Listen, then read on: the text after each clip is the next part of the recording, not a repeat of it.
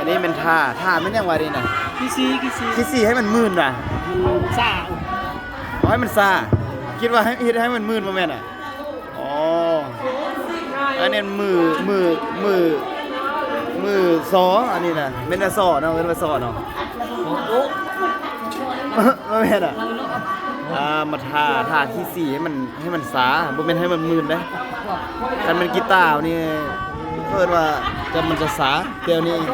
เอิ้นมื่นอันนี้ท่าเพิ่นท่าให้มันสาให้มันมีเสียงงามม่วนๆนี่ ซ่าจัง หลังจากจบแล้วก็จะท่าที่สี่ใช่แต่ละคนก็จะท่าที่สี่พอเวลาท่าแล้วมันจะสาแล้ว อันนี้ กินขี้ซี โอ้ซีซอเนาะกินขี้สี กินขี้ซี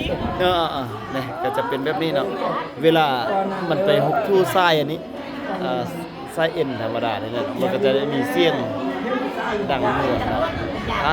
ถ้าบ่เอาขี้สีท่าแล้วมันจะมื่นแล้วเสียงก็จะบ่ม่วนเนาะอันนี้นะ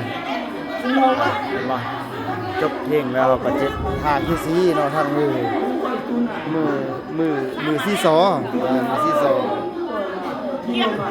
มสร้างมาแล้ว อันนี้เป็นฮิตเป็นของเนาะเหตุการณ์ฮิตมีของเจียมเลยอ่ะ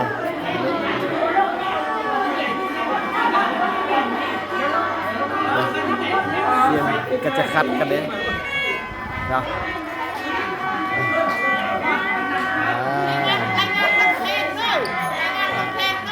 ก็แต่ละคนก็จะมีขับเป็นข้องไผ่ข้องล้าวดอกอะไรนะนี่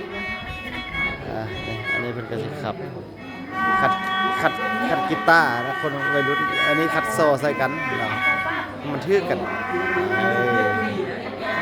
ทึกแล้วเนาะวันนี้เนาะมวนแล้วเนาะกำลังขึ้นตึงเอาวันนี้ฟอนอ่ะวันนี้มันเป็นเดี๋ยว